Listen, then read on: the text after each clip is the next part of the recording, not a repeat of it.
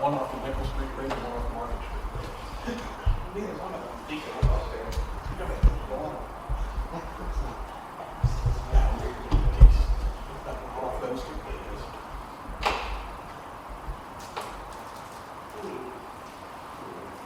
Were you sitting at 14th Street around 2 o'clock today?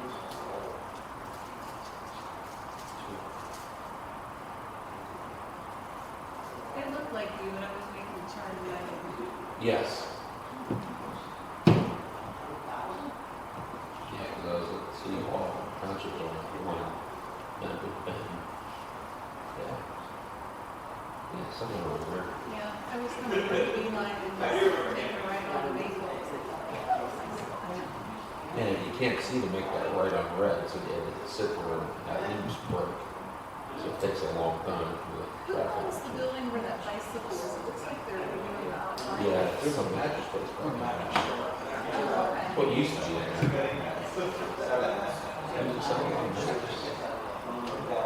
Giants lights are coming along. Yeah, there's a whole up and then the whole word. They get along. They can jump on the shades of them. No, I don't know if they got shakers. I know they had an into the board, Hello, how are you? Good, how are you? so they should all be up tonight. Hi. Hey guys. Hey, how are you? How you been? Pretty good, yourself?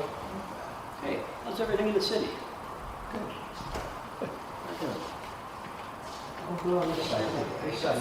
This side looks pretty good too. Firefighters? Officers. No, that's pretty good. What's that? The guys are good. Why, what was that, Friday? No, Thursday. Wednesday night. Yeah. Yeah, Wednesday night. You know, domestics and all that BS stuff. I'm tired, fell asleep. So the story was. What are you looking for? There's just one shared between every couple of people who are trying to conserve paper. I'm sure I can. I'm sure. I don't believe so. You know, a lot of police departments have. Jim's gonna be on the police phone. cars. Yes, They're attached to police departments. yes. Because there's so much of it that you run into. And There's it's, some grant money. I don't know.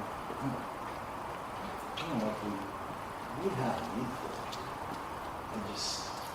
I don't know, my glasses and. oh, yeah, sure, get somebody. Yeah, you'll get somebody. So many people who are Yeah. We'd get people.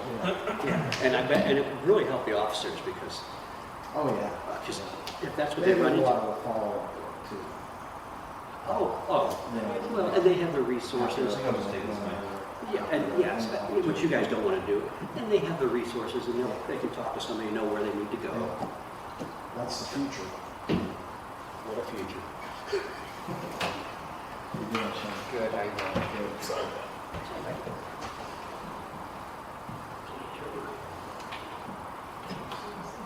What's that? Who's servicing? It's like a board and they call it something like that.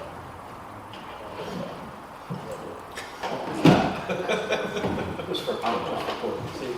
Oh, these were not, you should just put that That's into for his the agenda. recording. That's for the recording, not for Well, you'll still hear me. me.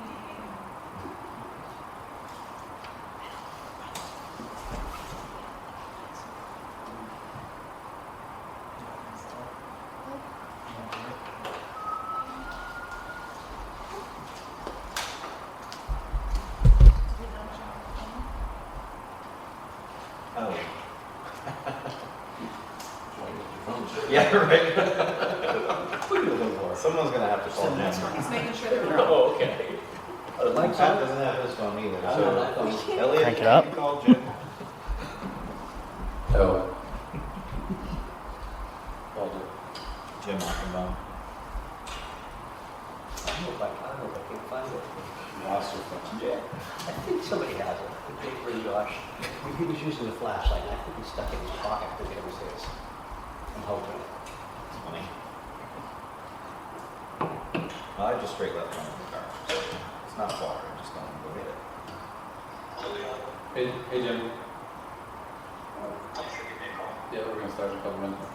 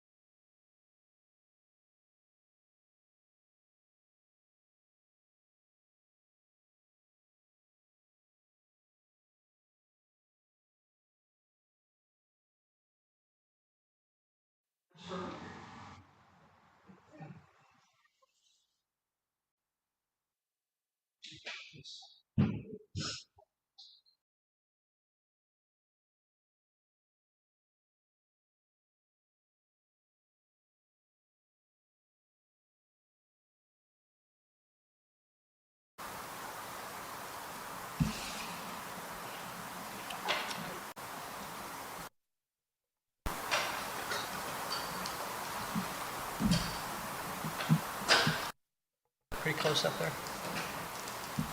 Yep. Okay, I'm going to go by that one up there. Are you Jay? Perfect.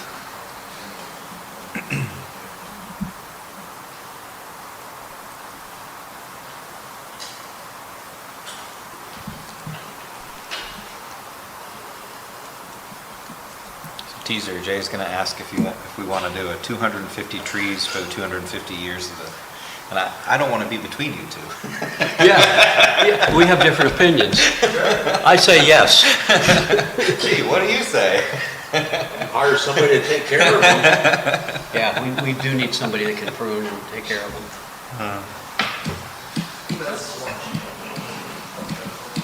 Yeah.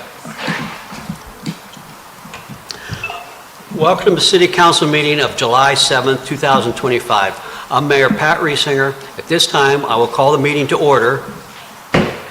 Please note that the meeting is being recorded as part of the public record. Pledge of Allegiance. I pledge allegiance To the flag of the United States of America and to the republic for which it stands, one nation, under God, indivisible, with liberty and justice for all. Was that loud enough? Was that loud enough? You can. Okay. I'll try.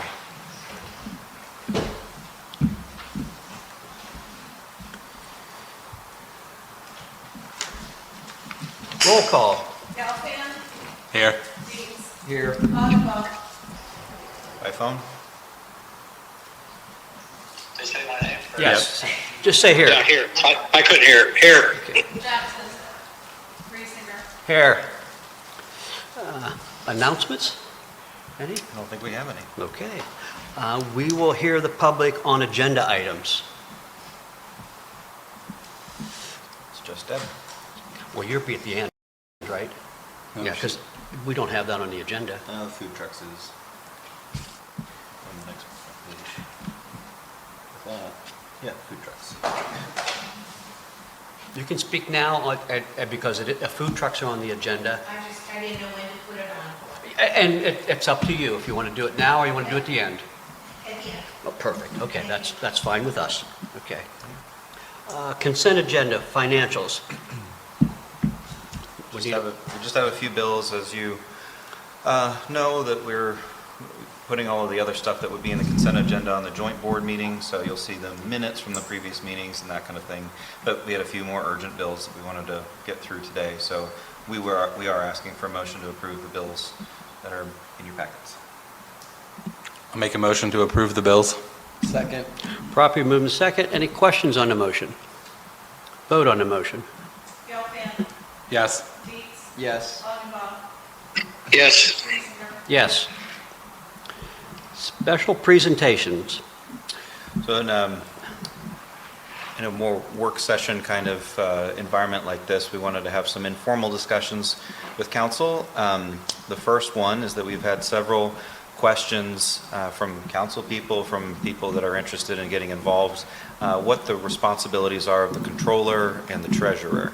At a previous meeting, I think last month, I gave a bit of a presentation on council and the mayor and versus the manager and that kind of thing, and did not really get into the controller and the treasurer. And I imagine that you're looking for some definitive answers. And one of the things that I'm going to have to tell you is that the new council will have to decide to some degree what the roles of the controller and the treasurer are. There is a bit of variation out there, and the law is relatively vague intentionally so that each community can kind of set by ordinance its own. So I'm going to give some generalities and point out a little bit of attention so that we can have a discussion. And really, this board will not be the one that probably makes the decision, but you could give me a little bit of guidance, I suppose, on how you want to handle it. So first of all, just as a quick reminder again, this will be a third-class city exercising the Home Rule Charter and Optional Plan Act, and specifically has selected the council manager form of government.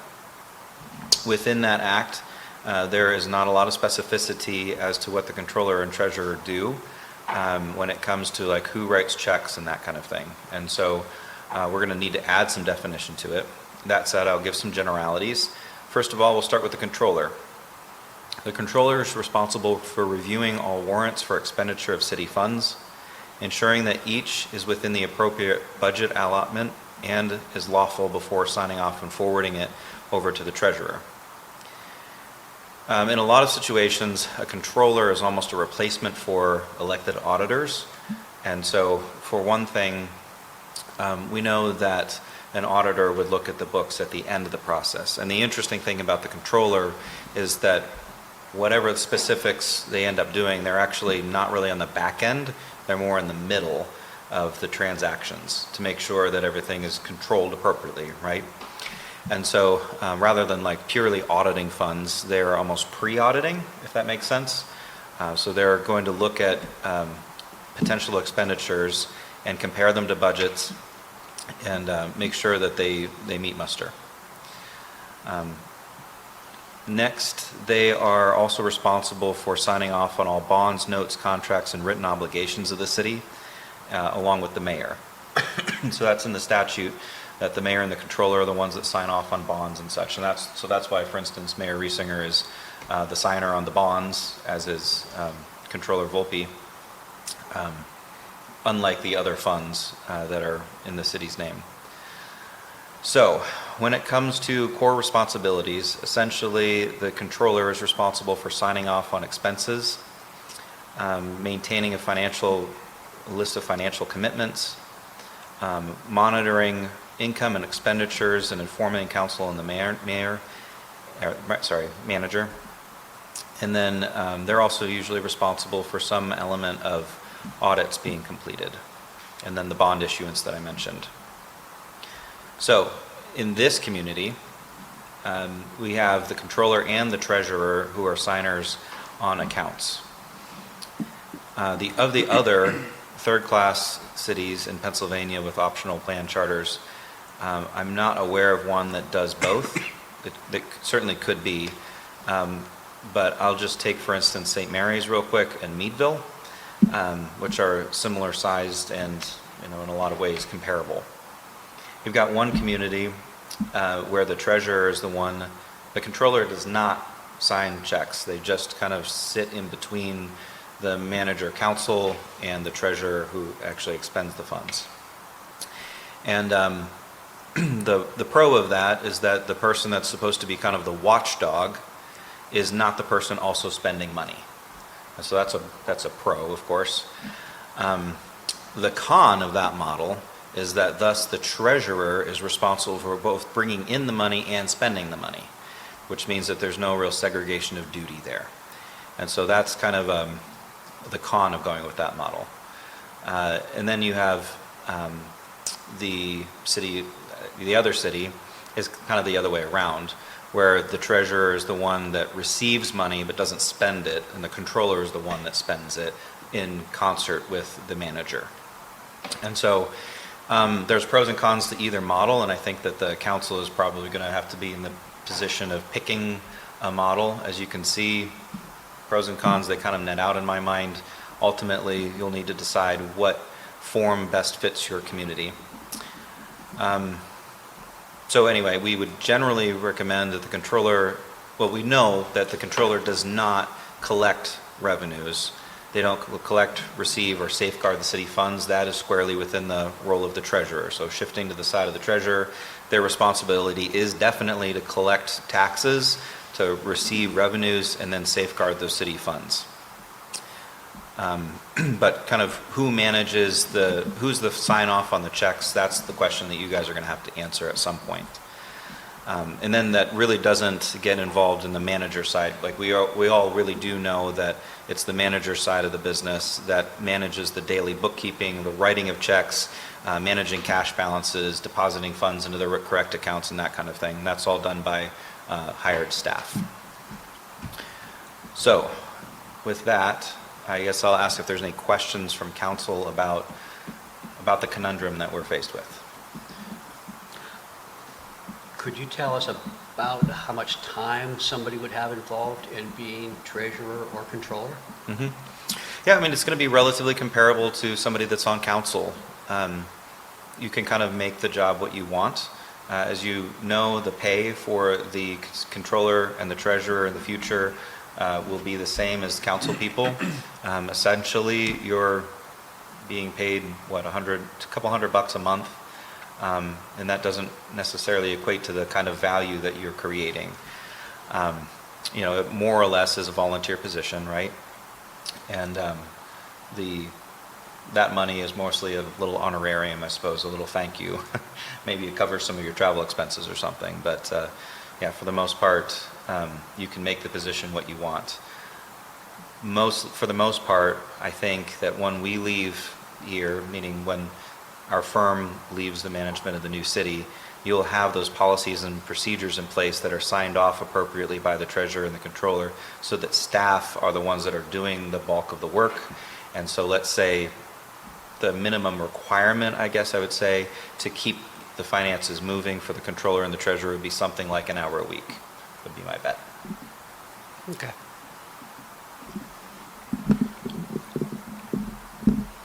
Any other questions? Yeah, so the only elected position that will continue on into the new city is the controller? No, the treasurer And the treasurer. controller will both continue into the new city. So the current controller is on the ballot to be a council person. If he wins and becomes a new council person, how will the new controller then be chosen? By appointment? Correct.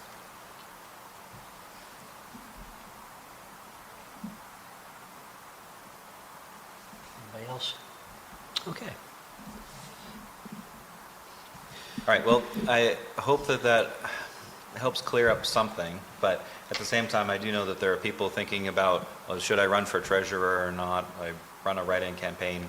What does the job really entail? And again, to some degree, I basically just said, it depends on what council ultimately wants by setting an ordinance in the future.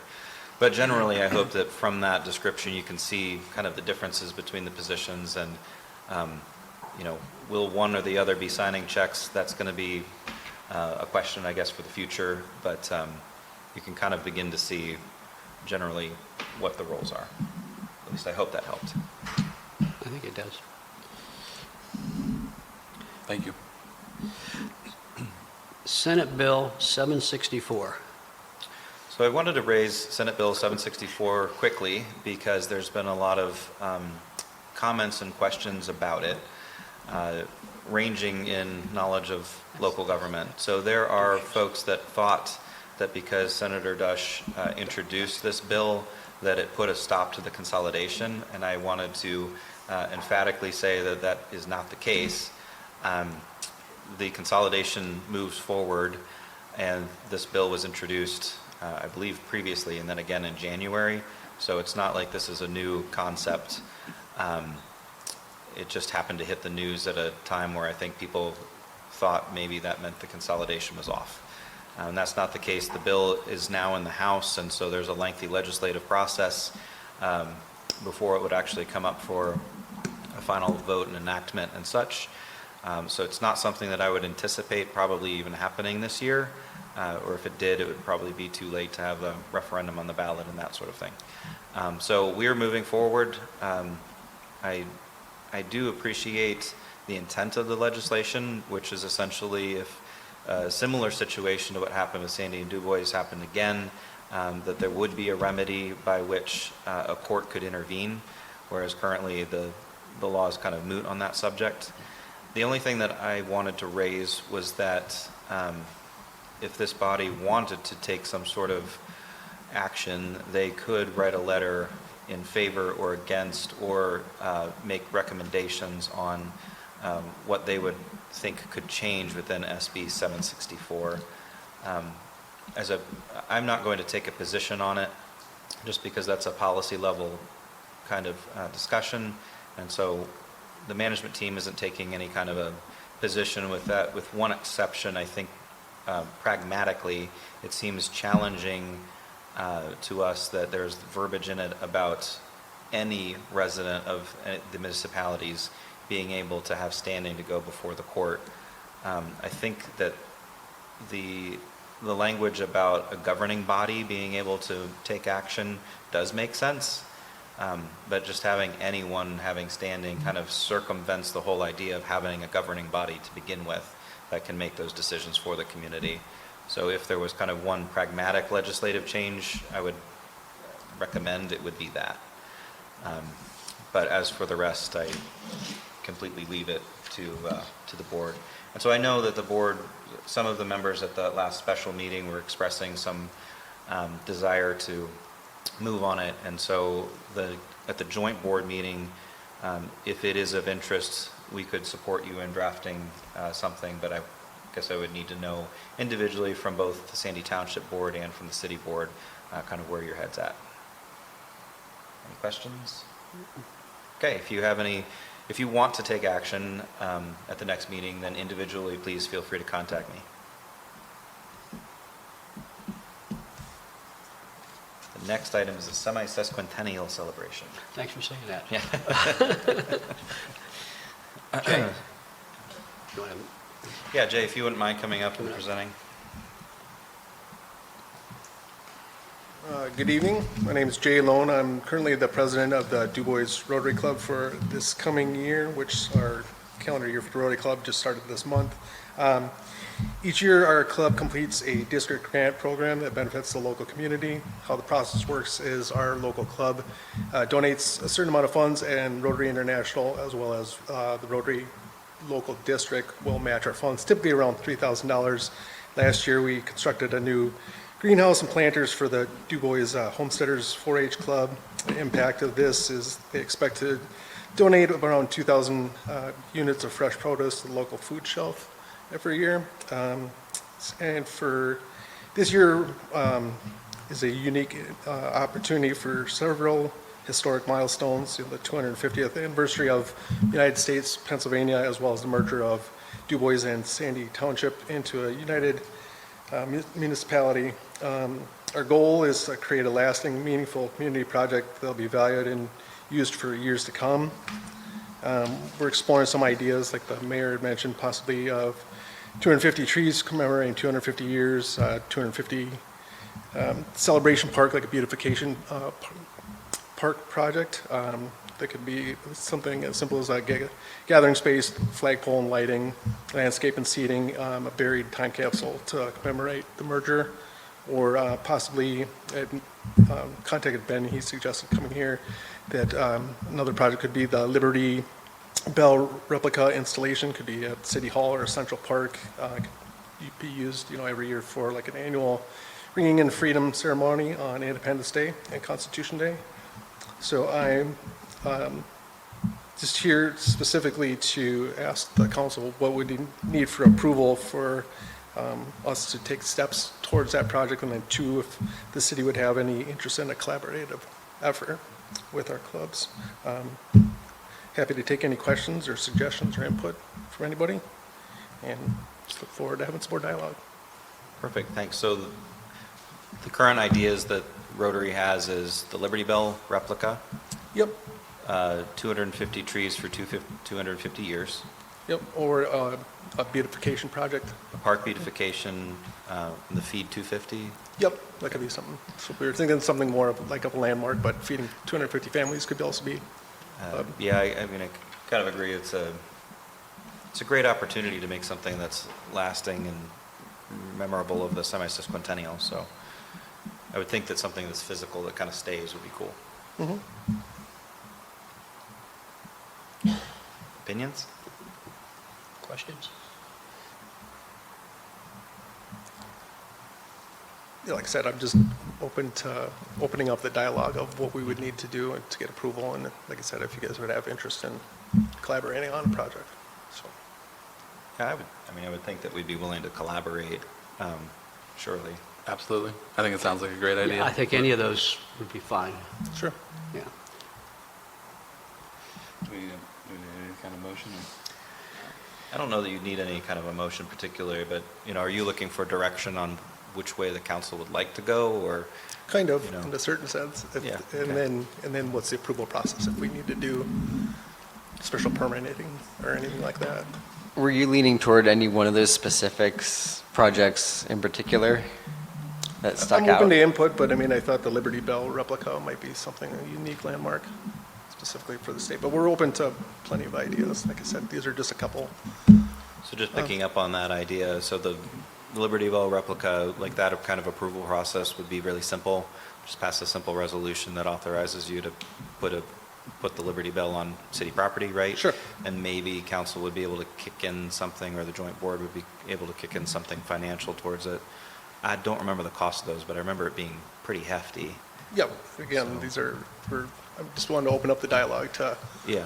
what you guys' opinions are and what you thought would be best, I guess. Yeah, and 250 trees can be an expense also. Yes, it can be.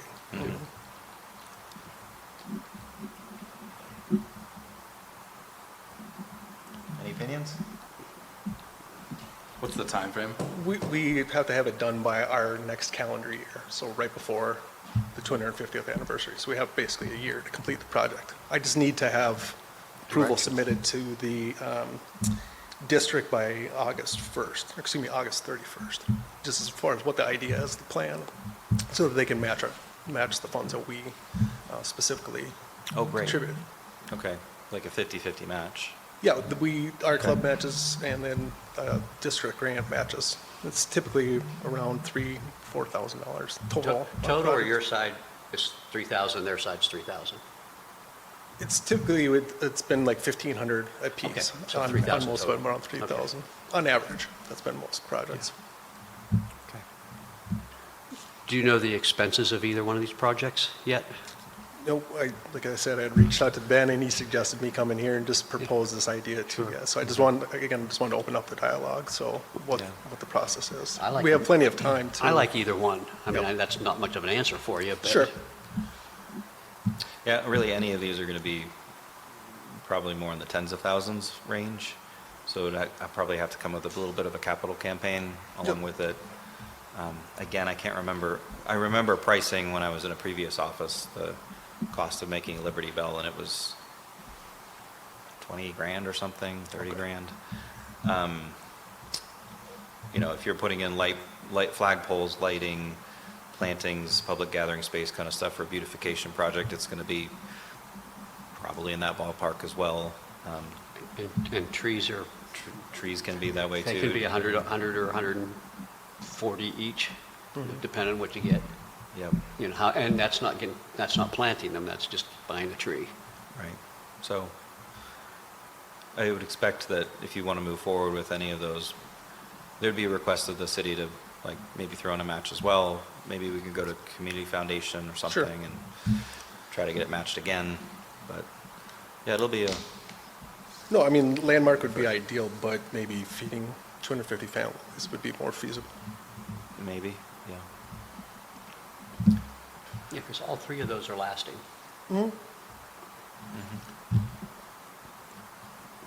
Okay. Anybody else have any? You're all good with anything? Do we want to take it to the joint board? Yeah, I guess we could. Yeah. We're not much help, are we? Well, again, I'm kind of spitballing ideas right at the moment. I just wanted to at least open up.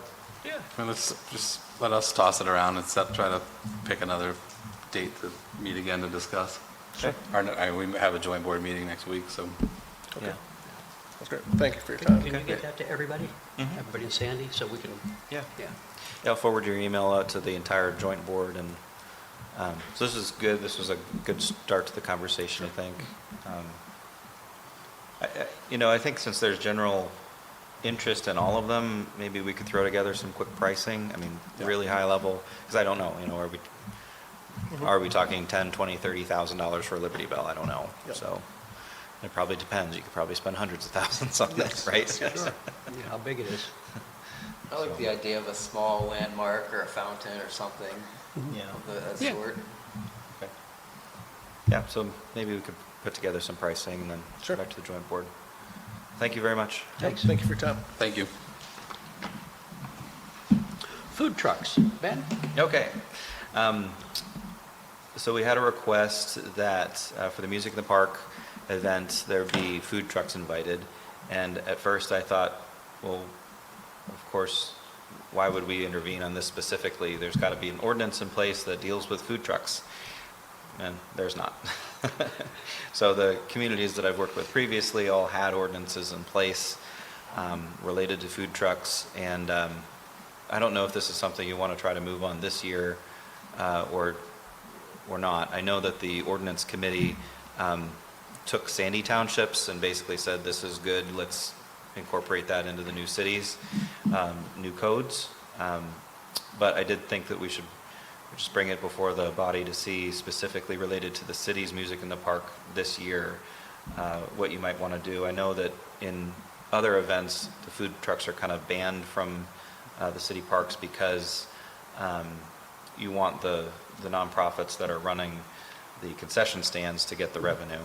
I don't know if that's the case in the Music in the Park. I didn't think so, but that might be another alternative, would be encourage concessions of nonprofits specifically rather than food trucks.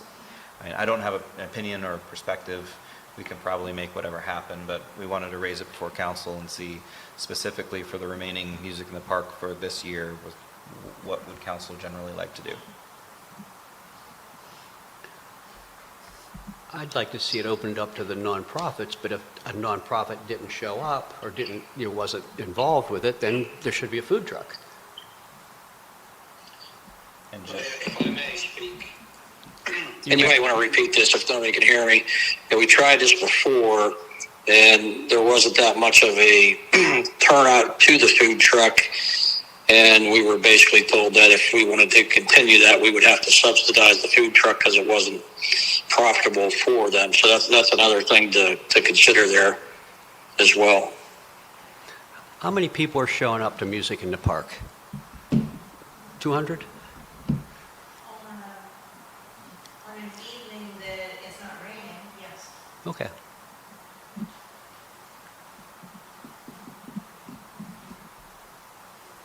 We could always throw it out and see what kind of interest we get. Yeah, and I did want to give Zach an opportunity to weigh in just because it is related to codes and enforcement kind of things. So did you have any perspective, insight? As long as they're licensed through the state and have all their, T's crossed and I's dotted with that, and the food department of ag, I don't have a problem with them. And then as long as there's a space for them, that it's not going to cause congestion with parking and whatnot in the park. And then you got all that extra pedestrians, around them if they are being used. And then I don't know if they're even a great location for them.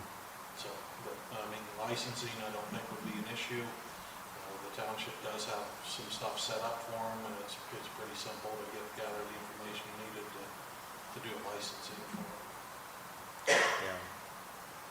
We'd have to set an ordinance to do that, and I don't think we could do that in the time frame for this year, but I generally do think that the township's policy should just carry over into the new city in terms of permitting and the forms and whatnot. But yeah, specifically, I guess there's two questions here. The first is, generally, does that sound reasonable to you? Is that in the future, Sandy's policy will just carry forward? Assume everyone's good with that. Yep. So then dealing with the summer of 2025 and the specific Music in the Park, I guess there's no legal objection from the staff's perspective, right? I mean, you can basically decide what you want. So if you want to set the policy that it could be a free-for-all and anyone can come, as long as they're, insured and they have their Department of Ag registration, then knock yourselves out, have at it. Or do you want to try to limit it to nonprofits that are doing concessions, or generally, what do you think?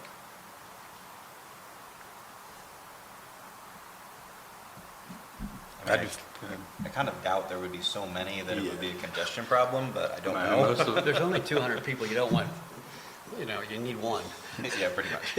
if that, yeah. Go ahead, Deb.